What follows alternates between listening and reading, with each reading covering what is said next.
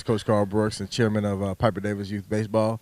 And we put on a coaching clinic here today for our youth coaches as well as travel coaches, high school coaches, just to make coaches accountable in teaching our youth. So we had some pretty key players here with Huddle and Positive Coaching Alliance, as well as for Major League Baseball as well. So I want to pass the mic along.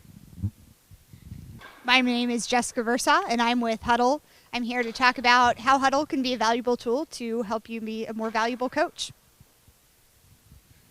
And I'm Will Jackson. I'm a trainer in the Atlanta area for the Positive Coaching Alliance. There are about 100 of us around the country, and we do workshops with coaches, with parents, and with athletes to talk about how to learn to win the right way and also how to learn life lessons that you can take from sport and carry on into the future. Yeah, I'm Fred Plump, Executive Director for Piper Davis Baseball, and I just want to say thank Will and Hull and Mr. Brooks and Mr. Andrew Dixon for being here. Good morning. My name is Andrew Dixon, formerly with the San Francisco Giants. I want to thank the Piper Davis being part of the family in this coaching the Lions coaching clinic to help develop the park coaches, high school coaches, give them more responsible and also give them some awareness and proper coaching techniques. So I want thank the organization for inviting me down here today, and thank you guys very much. Hey, it's great to be with you guys. I appreciate Coach Brooks scheduling this in coordination with the NFL, because I think if either this was tomorrow or the NFL was playing playoffs today, I think I'm about a 2,000-point underdog to Andrew Luck or Richard Sherman or any of those guys that go be on TV, because I know where your butts would be. It wouldn't be here talking with me. We'd be watching the ball game tomorrow. But it's a pleasure to be here. I'm an Atlanta native. Grew up in Atlanta. Played high school sports here. I went to college. I thought I could play baseball until I started seeing college curveballs, and I decided I better stick to football.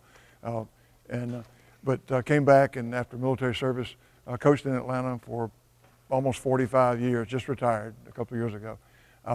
Coached at the highest levels in Georgia in what today we'd call 6A. Back in the day when I was at a big school, it was Quad A. That was the biggest classification scheme we had. Retired from the state after 30 years of coaching at a big school. Went to a small private school and coached at the lowest classification levels, at single A and double A levels, and was there until a couple of years ago for 15 years. Been around some great coaches and some great players, and an awful lot more of great kids, some of whom are not great players, but just like the walls here are adorned with people that have gone on to play in college or have worked out here and then use that to go somewhere else in sport. Everybody who's coached has kids that have played their sports and done good things. Most of you are baseball coaches. Is there anybody else who's here primarily because of their connection with another sport besides baseball, or are you all really looking toward baseball coming up this season? Is it all baseball? Okay, well, good. Because the workshop we're going to do is appropriate to all levels. Some of you may coach other sports too. Sometimes it depends on what age group and what team your kid is playing or what league they're in. But the workshop stuff about coaching sports isn't a whole lot different, except maybe some of the examples from one sport to another. Coaching is coaching, just like teaching is teaching. Your subject may change, but good teachers are good teachers. You have to know what they're doing. But the way they handle kids, the way they operate in the classroom, the lessons they're trying to get across, those things are true regardless of what classroom you're in. I'm going to ask you a couple of things. How many of you are coaching your own kids? Wow, almost everybody. Sometimes it's just because, hey, we don't have a coach, and would you come help? Sometimes it's because you've followed your kids along, and you love to do that. That's a special challenge for you, and a special challenge for your kid too. You ought to know, if nobody's told you, that of all the millions of kids, tens of millions of kids that start off playing youth sports in this country, 70% of them quit by the time they're 13 and don't ever play sports again. The sport they know is the one that uses their thumbs, doing this all day, okay? But they quit. And you know why they say they quit? When they're surveyed, and plenty of those surveys have asked, why don't you play anymore? You know what they say? It's not fun. I don't like it. It's not fun. And you know who's responsible for most of that? Well, coaches And one other element too, and you face it as a coach too, it's parents. It's parents. If there's a and kids are asked, thousands of kids, what's the worst part that you didn't like about playing sport? You know what they say? And it's not the only answer, but it's the ride home with my parents after a game. It's that parent post-game analysis. Why'd you do this? Why didn't you do this? Why hadn't we worked on it? You know, and the kid says, I don't want to do this anymore. It's not fun. Okay?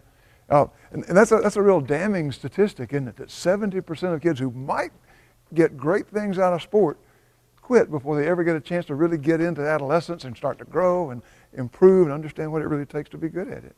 Okay? So one of our missions as coaches is to try to make sure that we provide an opportunity for kids to stay with it. Coaching youth ball at almost any level, I swear, I think you evaluate good coaches by two things. One is, does your team improve? And good coaches' teams improve. I don't care what level you are, whether you've got the Rugrats and they can hardly know which end of the bat to hold, or whether you've got the all-star team. Good coaches' teams get better, okay? When you see a team early in the season, when you see them 6 weeks later, they look like different cats.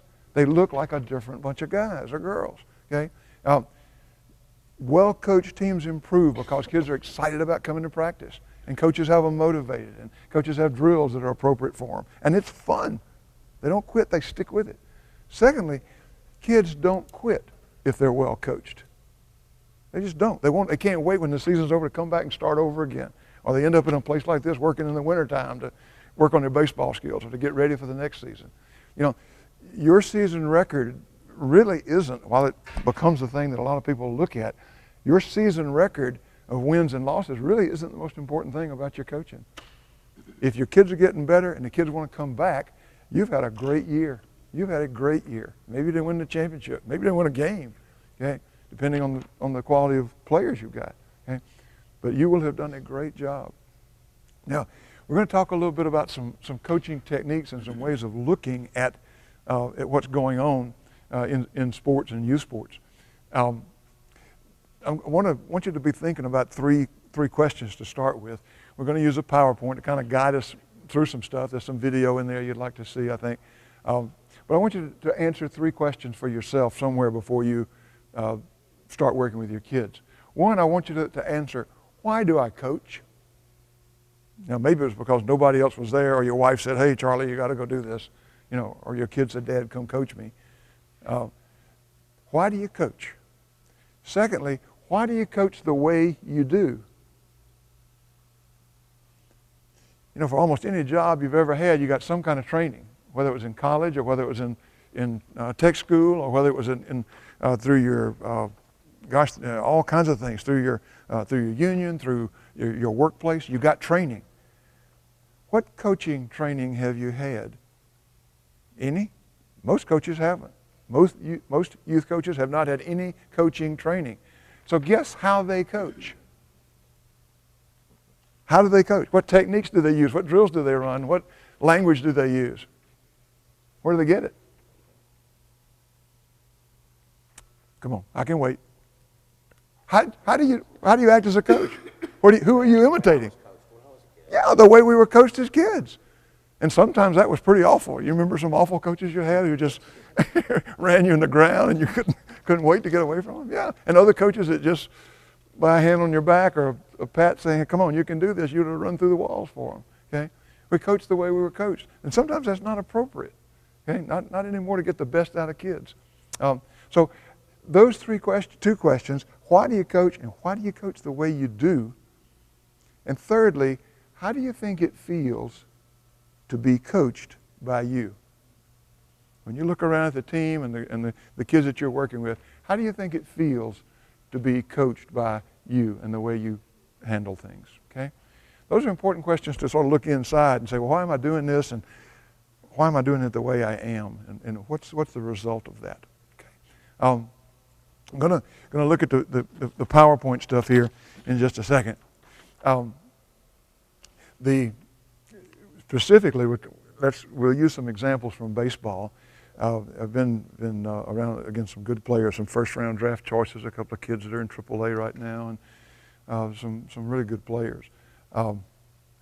and been on the right side of 4 state championships in Georgia with some great players, Players of the Year, National College Player of the Year, that kind of thing.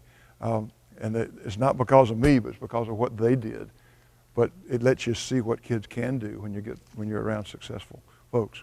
But we're going to look at PCA. Is there anybody that hasn't had a chance to sign this in? I'm going to flip this slide off if everybody's gotten registered, because that'll go on the computer to PCA. Let me change my PowerPoint real quick. Have seen any of the Spider-Man movies? Got any Spider-Man fans? Do you remember this line when the, I don't remember the guy's name, but Spider-Man, the guy figures out he's pretty rare, he can do stuff. And the old man says, hey, you have great powers. Do you remember the second line? But with great power comes great responsibility. Yeah, yeah. That's us as coaches. You've got power. You've got powers to lift kids up like crazy. You've got power to drive them in the ground, okay? And that responsibility is what ought to drive us as coaches. We have an incredibly special place and a responsibility to take care of things. Positive coaching, you can see here, is about coaching for winning. And PCA, don't misunderstand. PCA is not about just not caring about winning, okay? It does say, PCA clearly believes, if you're coached right and you're improving and you're getting better, you're going to win. Winning's important. It's what gets us up in the morning sometimes. It's what gets us excited about going to play. It does matter, okay? But there's a big difference in just winning as a goal and having winning as one of your goals. We were chatting a minute before folks got here. What's the difference in what the Falcons and the Braves and the Hawks do as an occupation, or as a coach even, and what we do as youth coaches? What's the difference? Are those the same objectives? Those are businesses, aren't they? And what makes their business successful? What is Mr. Blank doing with the Falcons, building a new stadium? He just wants Atlanta to have a pretty stadium? No, if you'll write your check for $40,000, I'll give you a seat license so you can buy a ticket to my games, right? Yeah, if you can pay that money, talk to me afterwards, because I'd like to borrow some. You know, it's about making bucks, isn't it? And to win, you've got to win to make money, to put fannies in the seats, to sell tickets, to sell merchandise, to get on TV, blah, blah, blah, blah. Our goal as youth coaches is not just to win. We're educators, to be honest. That's a business, economic model. Our job, long after your kids have forgotten how to turn the double play or how to execute the double steal or get the bunt down, will remember some life lessons that they have learned from sports, just as you do, okay? If you think about the best coaches in your life, you still remember, wow, he had confidence in me, or she lifted me up, or we went through a bad year, but we never quit, and all these kinds of things that you learn and have a chance to learn from sports. And you can see, we're talking about making better athletes for sure, but better people. If your job as a coach or my job as a coach depends on getting people in the major leagues, we're going to be failures, okay? We may coach thousands of kids and have 1 or 2 that get in the major leagues. If the University of Georgia's law school turned out, 1,000 people with law degrees and only 2 of them could pass the bar, they'd shut the law school down tomorrow. It'd be a failure, wouldn't it? That's not our goal. We'll have great kids that do that, and it's wonderful to follow them and see that. But our goal is more than that. It's to turn out better people because we provided opportunities for them to grow and to learn things, okay? Now, this is not just youth sports. The stuff we're talking about, and you'll see this with PCA, is absolutely what the best coaches in the world do with their people. They inspire them to play hard, to get better, to keep working, to not get stuck when they're losing, but to find ways to come out of it, okay? You're going to see some of those folks as we move along. Your athletic career is most impacted, I think, by the first couple of coaches that you see in your youth sports. That's how you start to model in your mind how you deal with adversity, how you deal with team, how I fit within the team, all those concepts. And so I think my coaches, the most influential coaches, are my first couple who are parent volunteers. My most important coaches, okay? You look back and feel the same way. Why was somebody an influential coach in your life? Does anybody come to mind if I ask you that question? Who was maybe one of the, or maybe you had several. Who was an influential coach you had? Can't think of one? Okay. You've got to break that mold, don't you, with the kids that you're working with. Anybody? What do you remember? Yeah, somebody. Okay. I didn't make the team because I caught the ball with one hand and he kept me in the backboard and he told me the next 2 years I was. Good. What did he do to you? He believed in you. Yeah, he just seen yeah. things I was doing wrong, but he seen that once I did the right thing I could be good, so he kept me on the team. Well, he cared about you as a kid too, didn't he? You know, I'm gonna keep you. I'm gonna find a way to keep this kid involved. Yeah. Come to his house on weekends, do paint the house and do little weekend jobs to keep me interested. Sound like you got some work out of you too. Which ain't a bad thing. Hey, you 10 years old, That's right. But you were thrilled to matter to him. He cared about you. What? You had your hand up a second. My little league coach, Sam Kitchen, he coached here in Indiana. I knew nothing about baseball. Yeah. But he took extra time to show some of us, not just the practices that we had, but there was other times when there was no scheduled practice, but he would give us a call, and you guys want to come over to the house, and the dad came, Come over and I'll work with you. Yeah. Yeah. and he taught me how to play ball. Yeah. He taught you about working hard at it too, it sounds like. Yeah. The biggest thing he showed me was don't give up. Yeah. You can learn how to do anything that you want to do in this world. You got to think before you act and never quit trying. Yeah. Wow. Great lessons. Great life lessons. You know, if you think about the coaches you had, I bet you can't remember many scores of games, to be honest. You know, you might remember one crazy game or something, but what you do remember is the way they treated you, the way they made you feel, the way they had confidence in you or stuck with you or, or encouraged you, okay? That's what your kids are going to remember too, okay? Now, that doesn't mean you don't teach them right and figure out how to hit better or throw strikes or whatever it is. But the life lessons are what they're going to get. And then the question they ask is, how do you want to be remembered? What do you hope kids will do and think about 10 years from now, 20 years from now, when they say, oh, I remember when I played for Coach so-and-so. What do you want your kids to remember? Read a story. If you haven't read a book called Season of Life, you might enjoy it. It's a great, great story. It's by a guy named Jeffrey Marks. But he tells the story of a high school football coach in Baltimore, national championship caliber team. And just like you, when you start practice, after about 2 practices, somebody's going to come up to you, one of the parents typically, and will say something like, how are they looking, coach? You ever heard that before? What do they look like? How are we going to be this year? And this old coach said, I don't know about his football team. I don't know. What do you mean you don't know? You've been coaching 30 years. You've had great teams. You know what good players look like. What do you mean you don't know? He said, I won't know what kind of team we've got for about 20 years. You see what he's saying? I won't know till I see how these 17-year-olds are fathers and leaders and people in the community that you can trust, and then I'll know what kind of men we had on our team. And that's the same thing for you. You're going to plant some trees that you may never enjoy the shade of with these kids. You may not be around to recognize it, but you have a chance to make a real difference. Okay? PCA, can you read that up top? It's kind of, our wall here is awful dark. It's a nonprofit. It's a 501c3 company. These are where our offices are around the country. We're working hard to try to get something started, an office permanently here in Atlanta. PCA started at Stanford out in California, has spread all over the place. We'll do about 1,500 workshops this year, okay, around the country. That's about 3 to 4 a day, 7 days a week, somewhere doing things like this with 5 or 10 or 20 people and 200 or 300 people, with coaches, with parents who really need some parent workshops about stuff, and with kids as well, okay? PCA started in 1998 by a professor at Stanford. You see some of the groups that sponsor PCA. Huddle is one of the folks that supports our program, and you'll hear a little bit more about Huddle. You see Pop Warner, Little League Baseball. Does anybody recognize this one up here? My little laser doesn't work real well. The UIL, anybody from Texas?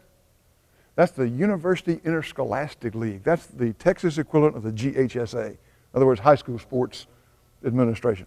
Okay? They require, in Texas, every high school coach who coaches football from middle school on up to take this workshop that you're doing this morning. every one of them, okay? Because if you've seen Friday Night Lights maybe somewhere along the way, Texas football is big-time football, okay? And they realized it was really getting out of hand. It's a tough deal. But they now require this workshop for all of their coaches to try to keep things in perspective about what their job really is. Well, you can see all the other, some of the corporate sponsors and the other sports sponsors. You recognize some of these coaches. I know it's not easy to see. Phil Jackson, you know, he's a national spokesperson for the PCA. This is Herm Edwards over in the top right corner. You see him on TV with NFL stuff all the time. He's a national spokesperson for PCA. Doc Rivers, one of the best coaches. 2 years ago, they did a survey in the NBA asking players, hey, you can't vote for your own coach, but if you couldn't play for your coach, who in the league would you want to play for? And like 80% of the players said, Doc Rivers would be my first choice. Now, what does that say? He's a player's coach. He gets the best out of his folks. And he's a PCA guy. Shane Battier is retired now. You see him on TV with the NBA, but a great team guy, and some of these other athletes in different sports. But we're not just talking youth sports. This is what successful coaches do everywhere. And we're saying that the double goal coach has two objectives. One is to win games, to do the stuff that creates winning. And secondly, to get across the life lessons that sports with youth is supposed to do. And we clearly believe that if you do both of those things, you enhance your chances of winning. If your kids are excited about coming to practice, about getting better, about supporting teammates, about working hard, about overcoming defeats and things that go wrong, making mistakes, you're going to get better. Your team's going to improve. Whether that's in the NBA, whether it's at the University of Georgia, whether it's down at the T-ball league with the kids that you'll see in your park. So all of this stuff ties together. We don't just do workshops with coaches, but we do it with parents. We do it with youth group leaders and boards and so forth, with athletes all across the country. And here's what we're going to talk about how you can approach your kids in some ways. And I promise you, if you will look at these things, your coaching will improve dramatically, okay? You've got a book that you got that we haven't referred to. Who's got one that I can grab a hold of real quick?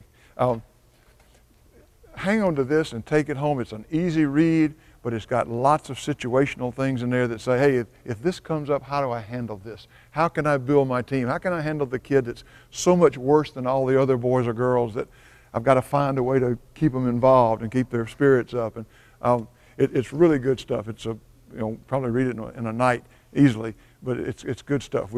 It's a thing to take with you, but not necessarily to read while we're doing this. But we're going to talk about the ELM tree, just an acronym to say something easy to remember, filling the emotional tank, and honoring the game. Those are the three pillars of the three-legged stool that PCA preaches to everybody. Let's talk about what that means. Fellas, gave a good effort out there today. But let me be clear about this. A good effort is not enough. Now, I'm proud of you. But I will not accept losing with you. Because there's only one thing they judge us on. There's only one thing people remember. And it ain't how we play the game. Winning is everything. That's a win-at-all-cost coach. It ain't about how we play the game, winning. And for a lot of people it is. For even some parents it is. They will go nuts because your team isn't winning or didn't win today. Why didn't you? Why didn't you bunt here? Or why didn't you have Johnny batting third? Or my kid pitching? How about that one? Why couldn't my kid play shortstop? Why you got that turkey you put in there? Winning. You remember this clip? Have you ever seen this movie? You're from West Virginia. You ought to know this one. It's from We Are Marshall. The We Are Marshall movie. Do you remember the story of Marshall football team? Was the team bringing the plane bringing the team back from an away game crashed coming into the airport. The whole team, coaches, players, trainers, everybody connected with the team died. And the story is about the true story of trying to decide, do they pick up football again? Where do they get players? They literally, after deciding we don't want to do that, decided, you know what, the school wants us to do this. It's a trademark of the school that we have a football team. What's that? Yeah, they started a college football program. They had guys that couldn't chew gum and walk straight. I mean, they guys that couldn't play dead in a cowboy movie, and they were putting them out there in a college game. The next clip I'm going to show you is also from that movie, but listen to the difference in this coach, because this is, you're going to see the coach they hired to try to put this team together. Oh, shoot, did I miss it? I want to talk about our opponent this afternoon. They're bigger, faster, stronger, more experienced, and on paper, they're just better. And they know it too. But I want to tell you something that they don't know. They don't know your heart. I do. I've seen it. You have shown it to me. You have shown this coaching staff, your teammates. You have shown yourselves just exactly who you are in here. When you take that field today, you've got to lay that heart on the line, man. From the soles of your feet, with every ounce of blood you've got in your body, lay it on the line until the final whistle blows. And if you do that,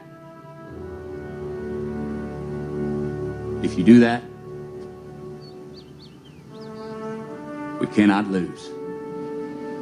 We may be behind on the scoreboard at the end of the game, but if you play like that, we cannot be defeated. It's a young Matthew McConaughey. If I ask you which coach you were going to wanted to play for, the ladies in the room would say, I know which one I want to play for. But he's redefined the scoreboard, hadn't he? We may be behind at the end of the game. I mean, these actors playing this role, and this is set at the cemetery where there's a memorial to the players who died in that plane crash. And that was the morning of their first college game. They're about to run these guys out there, and they didn't have a snowball's chance in Hades of winning the ball game. Okay? But he's saying that's not how we'll measure whether we win today or not. We'll measure it by how much you play together, how hard you play, if you lay your heart out there, etc. Okay? You can control that.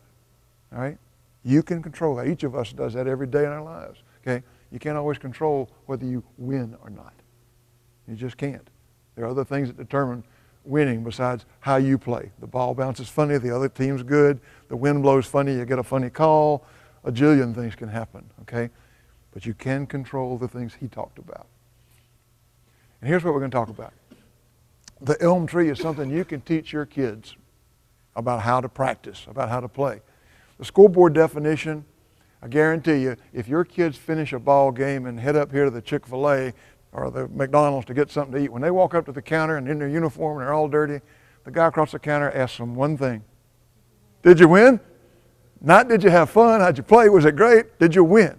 Okay? That's the definition in our society about sports, isn't it? It shouldn't be necessarily when we're 6 or 8 or 10 or even 16 maybe. Okay? It gets more important as you get older, I think. But the scoreboard definition says, you got 3, I got 2, you won. Okay? The mastery definition says, what'd you put into it? Did you pay attention? Did you get better? My wife and I have a son that overlapped a year or so with Andrew Luck when our son was playing at Stanford. And Luck the other day was talking about going into a game confident. I don't know if you've heard, he's a great player and a neat kid. But he said, you know what? You earn the right to feel confident. You earn it by your preparation. Wow. We determine what our preparation for games is, our film study, our practice, our work in the batting cage, whatever it is. That's how you gain confidence, okay? But our effort is what defines whether we're winning, not necessarily what the scoreboard is. You'll play some great teams, and you have if you've coached before. Who's a first-year coach? Anybody just a first year? Okay? So the rest of you, I guarantee you, your team has played their tails off and you lost the game. You've had teams that played better than you ever thought they could have, and the other team won for whatever reason. Okay? You couldn't be disappointed in your kids. You're disappointed where the scoreboard worked out, but you love what your kids did. The effort was great. Okay? The scoreboard definition always says, I compare myself to somebody else. He did better than me, or I did better than him. You think about what a hard thing that is for young people to deal with. High school is a time when we go through life trying to figure out how we compare to other people. Am I cooler? Am I slicker? Am I smarter? Am I prettier? Whatever it is, you know. And sometimes that's a dangerous thing to do. What the mastery definition says is, what am I doing getting better? How am I learning? What did I do today that I couldn't do last week? What have I improved at? If that's a goal as a coach, you want your kids to do something because you've helped them that they couldn't do a week ago, 2 weeks ago, at the start of the season. Okay? They're getting better and better. The third way to look at things is, this is going to sound funny, that when you go just by winning on the scoreboard, mistakes are forbidden. How come? Why are mistakes not okay if you're using the scoreboard definition? What do mistakes do? They cost you the game. They get you beat, don't they? The team that makes the most mistakes is going to lose. More penalties, more stupid things, fumbles, whatever, you know, struck out without swinging, didn't move the runner over, all those kind of things. Now, this is kind of funny. It sounds, we don't say it well here, but you're going to make mistakes as a baseball player. You're going to make mistakes in life. Every job you applied for, every customer you called on, it didn't work out the way you wanted it to. Yeah, you're going to screw up. Think about your kids playing baseball. Baseball is a game of mistakes. Okay? If you come to bat and every 10 times you're at bat, you fail 7 times but get 3 hits every 10 at bats, and you do that for the rest of your life, you'll be in the Hall of Fame. You'll be a 300 lifetime hitter. You got to fail a lot, and that's why baseball is such a challenge for kids, the ones that get tired of it. There's so much failure involved, and you got to help them understand how to handle that. Okay? Now, we don't mean that we want to make mistakes, but mistakes are important because we've got to put them behind us. This happened. Baseball, you're going to fail. You're going to make errors. You're going to walk somebody. You're going to, something's not going to work out. Okay? But you've got to be ready to keep improving. You ever tell your kids this? What's the most important play in the game? Somebody knows this. What? The next one. The next play. Yeah. We made a mistake, okay? Don't let it beat you twice. You've heard that before. Don't keep that mistake, keeping you from doing what you could do. Okay? You ever coach kids who when they failed at something, they struck out or whatever, boy, their heads went down, their eyes went down, their attitude went down. I can't hit, I can't, Yeah. It's okay to be disappointed. But people who are winners, and you can teach your kids this, know how to bounce back from mistakes. That's the deal. If every mistake in life is a fatal thing for you, you're not going to enjoy life very much because things are going to screw up. Okay? All of us do that. And that's a lesson you can teach. We're going to talk a little bit about some of this as we go along. The research is really clear, and this is not just coach chatter, this is not locker room talk. Research is very clear that under the mastery definition, mastery means, hey, I'm getting better. I'm in charge of my thing, okay? That anxiety goes down. I'm not afraid of going to the game. I'm not afraid of failing, okay? And self-confidence goes up. Can you see the elm tree right here? The E, the L, the elm. Easy to remember, okay? As a high school coach, that's how I told our kids we would measure practice every day.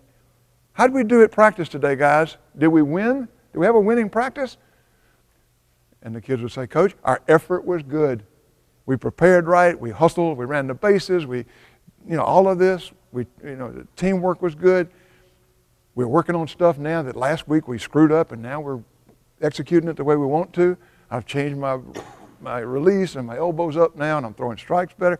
Okay, and we're not letting mistakes kill us anymore. We understand how to bounce back. If you do those 3 things at practice, guess what happens to the performance of your kids? It's better and better and better. And they can't wait to come back tomorrow and make it even better. Okay? The elm tree is a great way to talk about how you define winning. It brings an enthusiasm to practice where your kids are in charge. They're in charge of things. Okay? You can see this. Mastery gives players a feeling of control. And that's true whether you're at home, it's true at the office, it's true in the classroom, it's true in life. If we have a sense of control, I can do something about this, then we tend to stick with things and get better at them. Okay? It's when we don't feel like we can do anything that that life and sports gets pretty crummy. I don't know if you can even see this. I didn't even notice this the first time or two. But you see this child on the right in the wheelchair? You notice anything about why she's in, I think it's a little girl, in the wheelchair? She's missing a leg, But she's in control here. She's not losing a lick. She's out there working hard to play and to enjoy the competition. When we're in control, and you can give that control to your players, okay? You can teach them to understand that. We work harder, we stick to things longer. Wouldn't we like our own kids to take that as a life kind of goal? Hey, that's what you said. Don't quit. Hang in there. Don't quit. Stick to it, okay?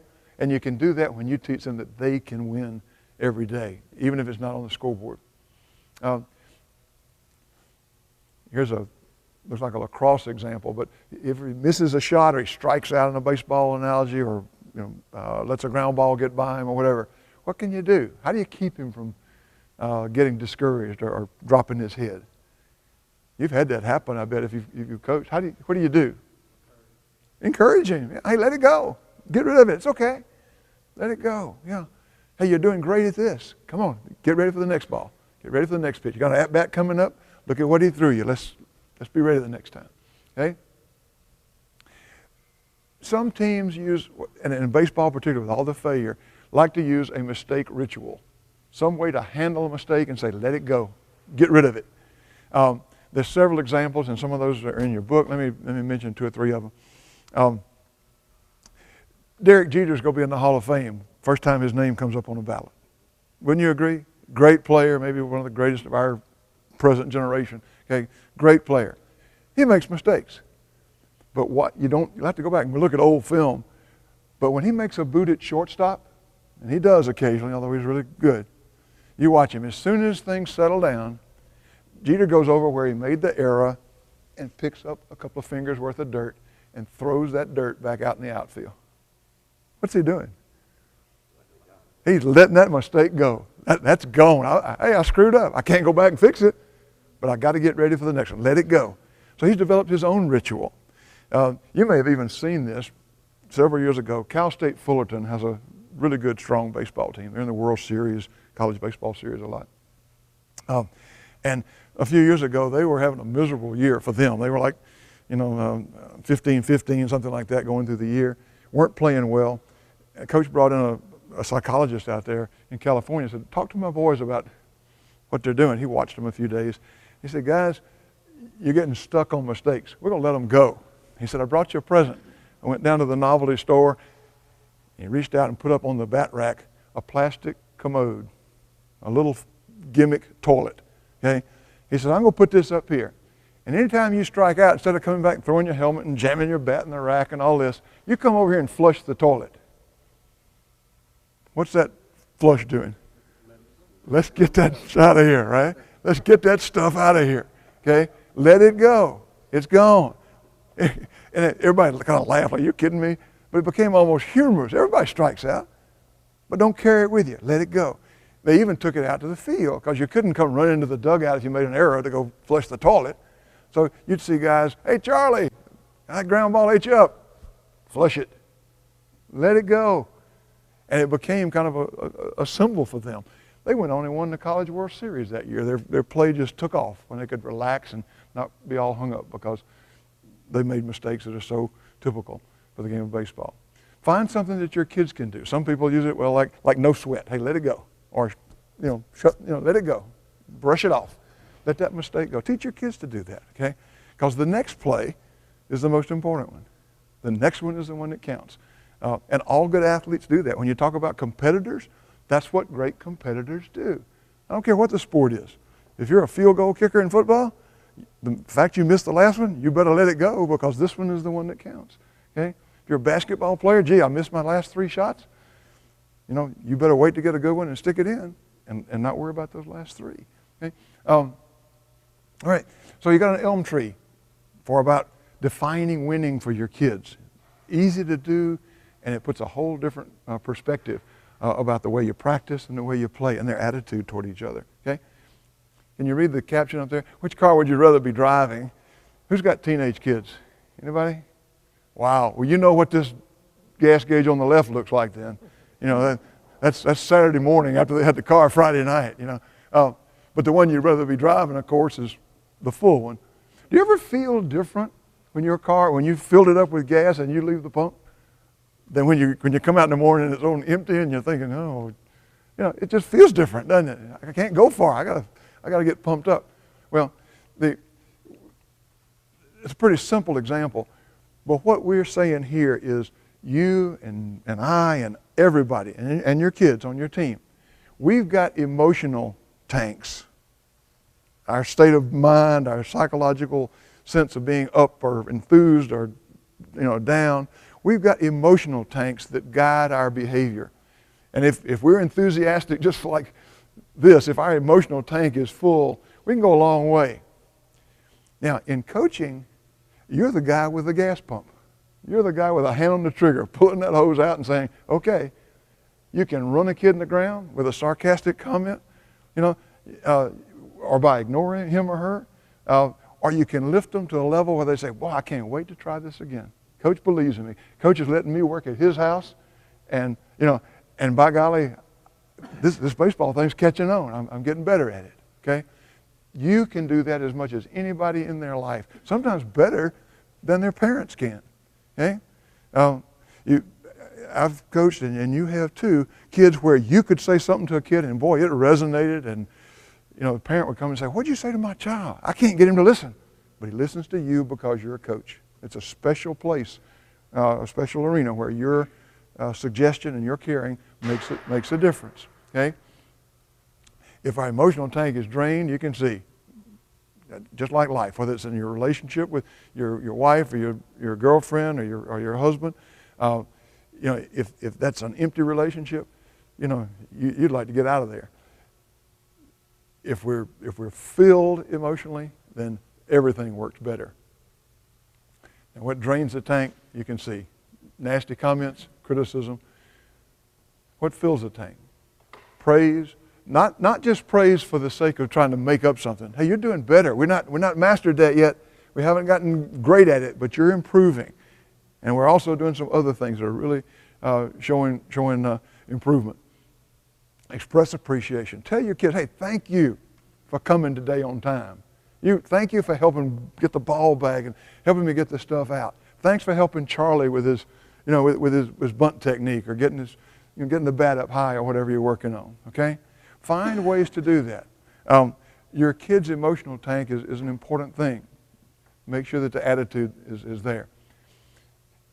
This magic ratio is from all kinds of behavioral work. And it speaks to the idea of what's the relationship between negative comments and positive comments, okay? Clearly, we'd like to have a positive atmosphere about stuff. And as a ratio, does anybody know what it ever seen it in anything you've read? You'll see it discussed in the book. It's 5 to 1. 5 to 1. In other words, 5 generally positive things, roughly, for every one thing that's a negative criticism. There's going to be criticism because we goof up. I mean, we're coaches. We have to correct things that aren't right. That's how kids get better. But they get better if they believe that what they're doing is encouraged, not just criticized. Okay? 5 to 1. Guess what happens to marriages that approach that 5 to 1? It doesn't mean exactly 5, but just generally headed that way. What happens to marriages and relationships that work that way? You think they're healthy and enthused and happy about what they're doing? You're darn right. And guess what happens to marriages that don't get anywhere close to that? They break up. Those marriages and relationships break up. Nobody wants to be part of a grouchy, pessimistic, you know, sad kind of place to be where you don't feel like you're appreciated. It's true on the sports field. It's true in the classroom if you're a teacher. It's true in business. If you've got a boss who works, you never hear anything but criticism from him. He's just always chewing your butt out for everything. Yeah. If you can find another job, you've got it. You're looking for it. You know, you're looking for the first avenue to get out of there. But there are other places where you go where you can't wait to come there. Okay? And bosses and anybody that's responsible, and that's us as coaches, okay, can make a difference in the way that happens. Okay? So find ways to fill the emotional tank of your kids. Okay? You just can't make up stuff. You can't say, hey, Charlie, you're doing great. For a fat kid, you're not sweating much. Well, it's probably not going to get it. You know, you got to tell him something that's meaningful and useful, and not just trying to come up with something you can say. And you clearly don't have to walk around with your clipboard saying, oh boy, he's really screwing up his drill, but I can't say anything yet because I only got 2 positives. I got to say 3 more good things. Oh, forget it. Put your clipboard down and say, come here, let's fix that.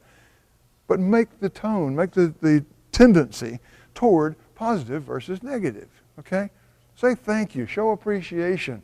Let somebody know that they're doing well, even if they're not doing everything perfectly. Any questions there on so far? So we've talked about 2 things, 2 of the 3 pillars here right quick, okay? One is the idea of defining winning a different way. Winning in terms of the elm tree as opposed to just the scoreboard, okay? And secondly, being sure that we're filling the emotional tanks and understanding that it's a big, big part of our job to do that for kids, okay? The fact that they may want to keep playing and want to keep improving at the game of baseball may depend on how you encourage them, how much time you spend. As several of you voiced, somebody showed that they cared about me getting better, and they believed with an arm on my back saying, hey, come on, let's go work on this, that I could do it. And by golly, it worked. All right, let's take just a minute, stand up and stretch. You guys have been great sitting here listening to me go on and on, but stand up and stretch a little bit and get loose there. All right, y'all ready to regroup here real quick? Let's finish up strong here. Anybody recognize this shot up here from ESPN? Remember that a couple of years ago? All right, come on over, guys. Come have a seat.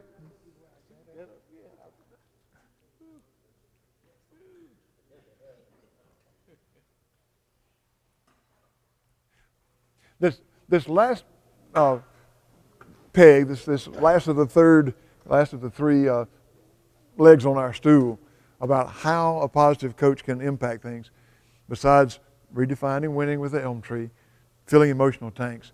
And the last thing is what we call honoring the game. It's about playing the game the right way, participating in a classy way.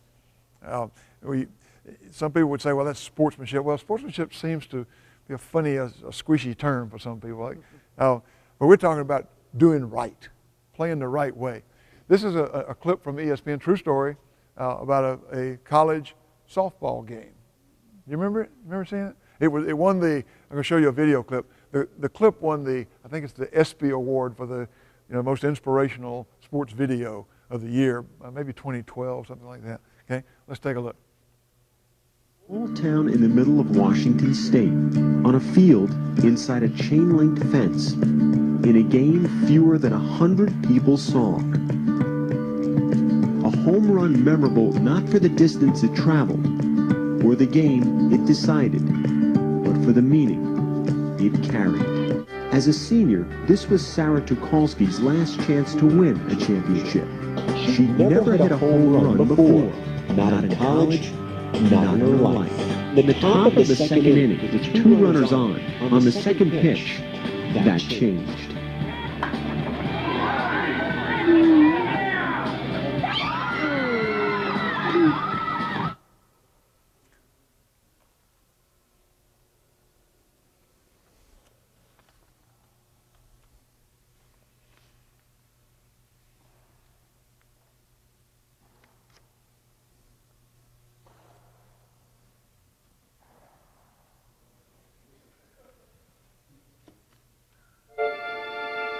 That's when Central Washington's Mallory Holtman, a player with more home runs than any other in conference history, a player for the opposing team, spoke up.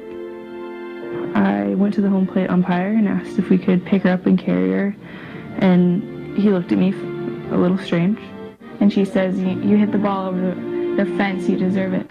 For that reason only, because she deserved it, Holtman and Wallace began to carry the injured Tucholsky, stopping to touch her left foot on each base as the 3 made their way around the diamond. That's the first home run of the season for number 8, Sarah Tucholsky. Crazy situation. Who won the game? What was the score? Even the people who were there don't remember. Okay? What they remember was this. It was such a special moment, such a weird moment, such an uplifting moment. Everybody came away thinking, look at what just happened. Okay? We talk about that as honoring the game. And you may have a chance to do some things like that in the way you coach and the things that happen with your kids. Maybe not as dramatic as that. That's pretty darn unusual. Okay? We use an acronym here that's easy for you and your kids to remember too. Roots. Remember we talked about the elm tree. We heard the roots of the elm tree. Okay? That represent how we honor or can honor the game. The R in roots, the O, the O, T, S, all of these stand for something. Okay? First, it's about respect. Playing the game and the way you live life and the way you treat people is about respect. Okay? You need to have respect for the rules. Okay? Do you remember talking about Little League Baseball? Do you remember not too many years ago, a team from New York City won the Little League World Series. Okay? Williamsport, PA, the whole thing. And then about 2 weeks later, I see some nods. What happened? Yeah, Danny Altamonte was like 14, almost 15 years old, who was the star pitcher on a winning team. And here's this, 6'1" kid out there playing with 12-year-olds, throwing 80-mile-an-hour fastballs at 44 feet or whatever the league distance is, just blowing people away. How did he get in that situation? His coach and his parents faked his birth certificate, altered his birth certificate so he could pass the check to qualify to be a Little League player. And just a disgrace. He's a good player now. He's playing professional baseball now. Okay? But what a disgrace. What did people learn? What did the kids on this team learn about rules? Break the rules and get away with it if you can. There's enough of that in life, isn't it? There's enough of that. Break the rules on your wife, break them on your husband, break them in your community, for your children. No, we don't need that.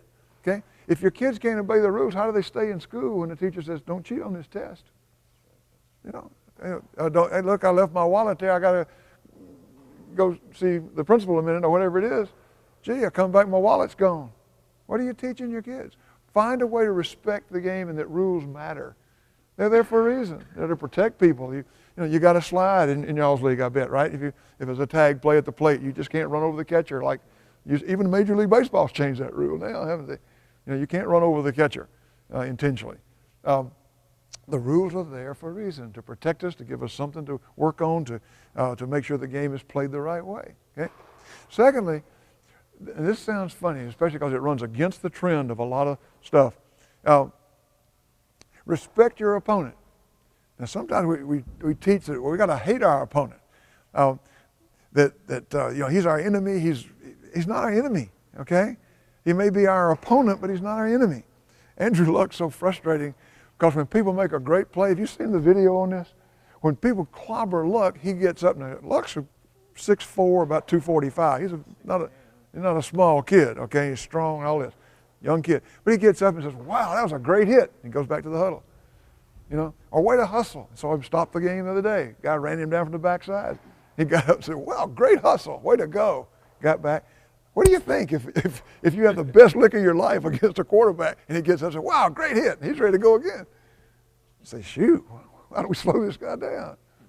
You don't have to hate your enemy, hate your opponent, excuse me. Think about what happens if you've got a game schedule that, this spring and the other team doesn't show up. You lose. You want your opponent to come. That's part of the fun, isn't it? There's a scriptural verse that says, as iron sharpens iron, one man sharpens another. Competition makes us better. Yeah? Everybody's been in a league where some team is really good and some team is really bad. Which one would you rather beat? The good one, right? It's the good competition that raises your level of play, makes you inspired to play. Nobody remembers that great, mercy rule win we had against the guys that couldn't even shoot straight, the Bad News Bears. Nobody wants to be challenged by that kind of game. That's a waste. Okay? So your opponent is a great gift. A worthy opponent is a great gift. Don't be. Question, I must be bad then, because I've keep telling my team, my little kids, they're not your friends after the game. They're your, because they go to school together, and when they're on base, they be talking. So I said, he's not your friend today. After the game, you can buy him ice, but during the game, he's your enemy. They're so used to trying to buddy. And I'm like, they don't take this. Well, there's a line of competing there, isn't there? There's a line of competing versus hating. Enemy we hate. We got to, They're not your friend. They're not your friend. If we got to stop somebody from blowing up the Twin Towers, that's not competition. That's life or death. But yeah, you don't hate him, but you compete hard with him. Yeah. Any of you wrestle in high school or college? No. The guys that wrestle together, boy, they get after it. But they recognize that they got better because the guy they were wrestling in the wrestling room every day was good. Hey, you can't break that bond. You appreciate that. The people that really do push you. But it's a great point, because you don't want the kids out there goofing around, because now they're not playing their best. They've lost focus about what they're doing. But that guy is not somebody to hate. Think about this. In our society, don't we have enough folks who think they should hate somebody who's different from them? He's not my religion, he's not my race, he's not my neighborhood, he's not my side of the street, whatever it is. I hate those people. I think we're seeing with terrorism every day when you come on the TV, we're seeing what happens when people hate each other and realize or don't realize that they can, in fact, understand ways and find ways to appreciate their differences. Okay? This sounds funny. Teach your kids to respect the officials. The officials are the officials. Okay? You can disagree. As a coach, you can really set a tone for how you do that. And you've been at ball games where you see a coach go really crazy about a call, and then what happens in the stands with all the parents on his team? They go berserk too, don't they? Now the coach has really inflamed the situation, and everybody's hopping on the official. Let me ask you this. Who are the officials in your own children's lives? You, the teachers, lots of people. But you, would you want your kids to come to you and call you an idiot? Dad, you're telling me this, you're stupid, you're a fool, are you blind, no. You said, no, I'm your dad, I'm your mom. No. You don't want them to learn disrespect for officials because it seems to be okay to scream at the umpire or to scream at the referee in another kind of sport. Okay? You want them to understand that's the call. The guy made the call, we got to go with it. Okay? And you can find your way to say, hey, Mr. Ump, he was out. I don't know if you saw the ball, but he never tagged him. And the umpire said, well, I called it the way I saw it. I have a late friend that used to umpire Little League games for years, and fans were getting on him one day, and he was a good umpire. But he went over to the stands. He said, hey, guys, did you read that new study that Major League Baseball did? What they tried to do was find out where's the best place on the field for the umpire to stay to call everything in the most appropriate way. And you know where that place is? Right where they put me behind the plate. So I'm doing the best I can. If you don't like it, you're seeing it from a different place. Okay? So teach your kids to respect the officials. They are, in fact, the arbiters of the game. Okay? Respect your teammates. Now, I guarantee you, from high school, from college, if there's a kid at one of the local schools here that gets in trouble, the headline in the newspaper doesn't say, Johnny Jones, who goes to the First Baptist Church, got in trouble with XYZ on Saturday night. It doesn't say, oh, he's in the choir, he's in the glee club at school. It says, Johnny Jones, star baseball player for X high school, okay, is in trouble. And his teammates and everybody else is covered by, embarrassed by his getting in trouble. In 2008, our high school team played in the Georgia Dome for the high school football championship. We were big underdogs. The other team had the state's player of the year playing running back. We won the game. We won it handily. Late in the game, this star running back scored a touchdown for his team. He got hit right at the goal line on a short run, drove our guy back, scored, touchdown. He threw the ball down and got up and walked by three guys who were on the tackle and spit right in their faces, right through their face mask, just as nasty as he could cough it up. 3 times, and then walked off the field. And you ask any of our kids about that ball game, they were excited about winning the championship. Anybody would be. Okay, that was great. But you know what they remember about that other team? And it was a good team, good hard-playing kids. You know, they remember that incident. They remember one guy who embarrassed his whole team by the way he acted. He was disappointed and his attitude showed. He started 6 months later for the University of Georgia at tailback. He's that good a player, but he was that big a jerk too. Maybe I shouldn't say that, but he had some problems. It didn't last in college. But anyway, but you know, your players have a responsibility to respect their teammates by the way they act, by the way they talk, by the way they hustle. Okay, their teammates depend on them to do it right, and it's important that you build that kind of thing into them. Respect for your teammates, help them out, find a way to help them be better. And the last thing up here in Roots is the S for self. Respect yourself. If you have children, you've told them, I know, I don't care what Johnny and Susie and Tommy are doing. You know what's right and wrong. You know, you do what's right. There are times that your kids face that. You'll see it in bullying. Somebody needs to step up and say, no, that's wrong. Quit that. Leave him alone. Leave her alone. And Roots is about respecting themselves and the game and other things. Those are great lessons for us as coaches to teach. And it sometimes aren't getting taught very well, out in the neighborhood or in other parks and other places. Okay, you can do that in your team and in your league. Now, your team is going to have a culture. This is a big buzzword now for corporate America, the culture of our organization. You hear it all the time. You're going to have a culture. Essentially, it means here's the way we do things here. And you can build that culture for your team. We're going to hustle. We're going to look after each other.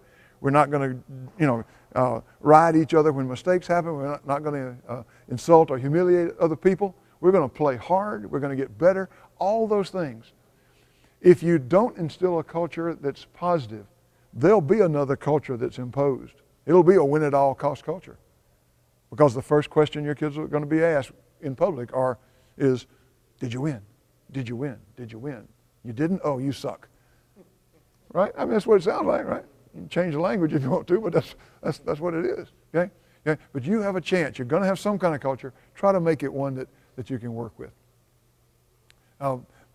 PCA calls this the Mallory moment, because that's the girl that stepped out and said, hey, can we help her around? We've never had this happen. Can you imagine the umpire? Umpire said, I don't know. I don't know whether you can pick her up or not. Never had that ask. Not in the rule book. I guess you can. Okay? But you're going to have those moments. Your best player didn't come to practice yesterday, and your game is today. You always said if you don't come to practice, you're not playing, or you're not starting, or whatever. Okay? But your best player, what do you do? You're going to have those moments. What do you do? What do you want to teach your kids? That doesn't mean beat up the kid that wasn't there. So, well, if he wasn't there because his mama had a heart attack and he was in the emergency room all night, that's one thing. If he forgot or he had to stay after school because he screwed up during class or something, then no, he's not playing. Or he's not playing until the middle of the game or whatever our rule was. That's no, not tie game with the bases loaded and you need it. No, but if you sell out there, you're saying, hey, winning is the most important. And there are times you got to bite the bullet and say, no, years from now, it'll be, the real lesson will be there. So here are your 3 principles, easy to remember, okay? And some of you already signed in, and let me go back. Oh, heck, come on. Thing. Your life is written, what will it look like? Will it say you made a difference? And you really want to make a difference. You have the ability with young people in mind that through sports, they learn a lot about life. And how you handle these young players, I think is very, very important in their growth. Most of these players will not go on to be professionals, but the opportunity they have in sports is really a part of their life. Learn how to compete. That's probably the most important thing. And I think the way you compete is important, and you have to understand, someone's going to win, someone's going to lose, but at the end, how do you handle that situation is probably the most important thing if you're going to have a successful life. Teach them to compete and teach them to honor competition and value it, because it's a great thing. And 20 years from now, I hope some of the kids that you're coaching say, you know what, I remember that coach that I had back in 2015, okay? He believed in me. He was great to me, encouraged me. He taught me some baseball along the way. He won't remember the scores of your games, but he will remember the difference you made in his life or her life, okay? Well, that's about all I got to tell you about. We're going to, again, the workshop today is sponsored by Huddle, H-U-D-L. That's their corporate name. And Huddle is more than a recruiting site. Let me jump in real quick. Huddle is a sort of a cloud computing, online computer service where video can be downloaded and you can use it to break down film, to do individual work, to write comments and highlights about a particular action or something that a player is doing, whether it's live or stop action. It is one of the greatest teaching tools you'll ever have. In way back, 93, we won a state championship in what was then the equivalent of 6A.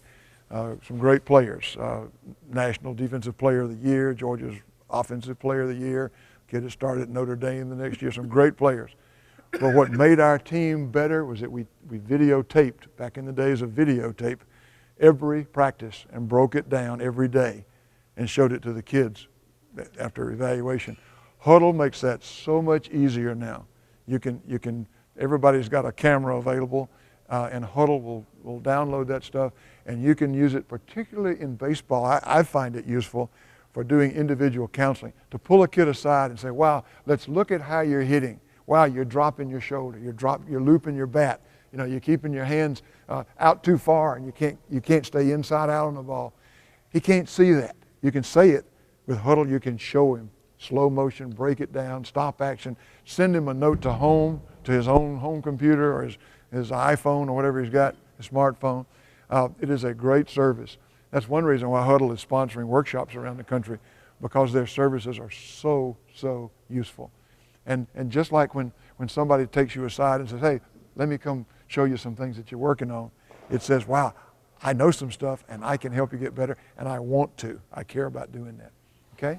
I'm with Huddle, flew out from Lincoln last night, and want to show you a little bit of what Huddle can do. I know we had a great introduction there. I'm the Huddle Club and Youth sales rep, so most of y'all fall under that club and youth moniker. So we have packages that are $99 per year, or those are really going to do everything that we've already talked about and should be sufficient for baseball for you. So $99 per team per year, pretty affordable, especially when you break it down by individual kids. A lot of people kind of just work it into their registration fees. And I also want to talk about Huddle has tools outside of just athlete development that can help make your organization some money as well. So a lot of our emphasis at Huddle is on athlete development, and it's a great tool if you're looking to be that positive coach. You can individualize the athlete feedback. When you're creating these notes and illustrations on top of the video, you can create a playlist for an individual athlete. So if you have a kid that's really struggling, you're not pulling him apart from the rest of the team at practice or singling him out. You can have him kind of continue practice the same as everybody else, and you can give them that individualized instruction on the side, which is really great for making sure that they don't feel singled out or like you're picking on them or anything like that. It's, hey, I actually really want to see you improve, and here's what you can do. I know. So this is kind of the notes and illustrations, so you can see a little bit what it looks like there. And basically those overlay right over the video.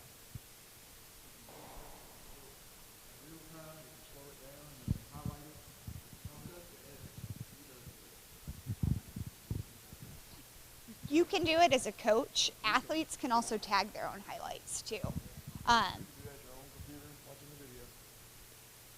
So with highlights, yeah, great way for your athletes to gain confidence. Obviously, kind of at the youth level, you might not be looking quite as much at recruiting, for some of the younger athletes, but it does have applications there to gain confidence. You can go and tag highlights as a coach. They can tag highlights as an athlete. They can create premium highlights, which are pretty slick, where they can insert in like pictures and music, and they just have their own highlight reel they can ship off to grandma who lives across the country and doesn't get to see them play. You know, a good way to kind of gain their confidence and help them out with that. They have these kind of slick looking highlight pages. So each athlete has an athlete profile that's well designed, looks professional, and they kind of have their page that makes them look like a pro. You can hit one button on your home computer and send these highlights to every member of your team, every home, every parent group. Recruiting packages are nice if you are looking at recruiting tools, because they also include academic information, so you can upload a transcript with them. Basically, our point of view when we're developing those recruiting packages was everything that a recruiter needs to make your athlete an offer, all the information they need. This is the mobile apps. Just kind of gives you a visual to what we were talking about, how easy it is. Windows is really the only platform that it's kind of limited on, but Android and iOS are totally built out. So these fundraising campaigns I think are huge. Is anyone familiar with Kickstarter online? Yeah. Basically what it is you can create a site and say what you're raising money for. Maybe if you want to bring someone in to help work with your team, or you want to go to a specific tournament, maybe someone raised money for like a batting cage, and you send that out to people in the community, to family members. They can share it out. You can do the donations through that page. We take care of all the credit card processing. They just hit like, yep, I want to donate $50. And you get 96% of that back to your team. That 4% just goes to processing the credit card transaction. You can use that to pay your huddle bill, or you can say, hey, cut our organization a check. I want to use it for new uniforms, something like that.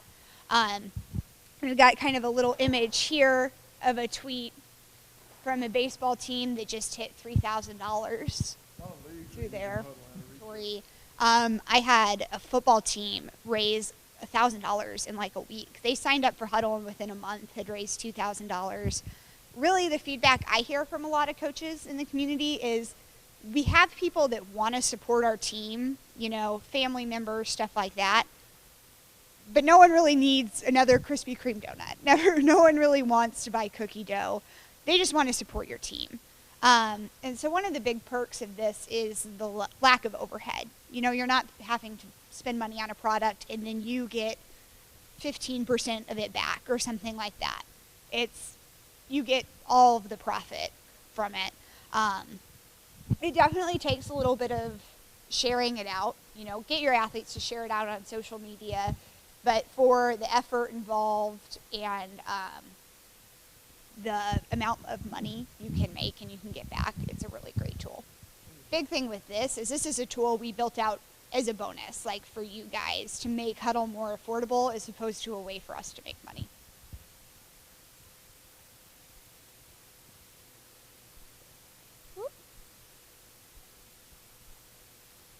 If you are part of a larger organization, we do have discounts for like 20 plus teams. So if that is something that you guys want to chat about, feel free to come find me. I did leave my business card on every single chair. So if you want to give me a call, if you want to send me an email, you're more than welcome to. I think we're wrapping up a little early, so I have a little bit of time. I have a 4 p.m. flight to catch, so I have to head out pretty quick. But I should be here for a couple of minutes afterwards. So if you have any specific questions, feel free to come up and find me. We are associated with the Positive Coaching Alliance, so you do get a 10% discount if you sign up using the code PCA. So that'll drop it down to about $90 a year. Does anyone have any other questions? All right. My name is Jessica Versa. I'm here with Huddle. We're a online video distribution and coaching platform. So we allow coaches to give feedback to their athletes from anywhere and provide individualized feedback, both to help them improve and to help raise athletes' confidence. Positive Coaching Alliance does basically information and workshops all around the country. We'll do about 1,500 workshops a year. reaching thousands and thousands of families and kids that are in sports, all sports. And we're trying to get across the message that sports is a great classroom for learning lifetime lessons that people will remember and build on as they age and grow on up. They'll refer back to things that they've learned if they've been taught well, and it'll help them be better adults, better parents, better workmen, better members of the community, and responsible citizens. We hope that sports is a springboard to do that.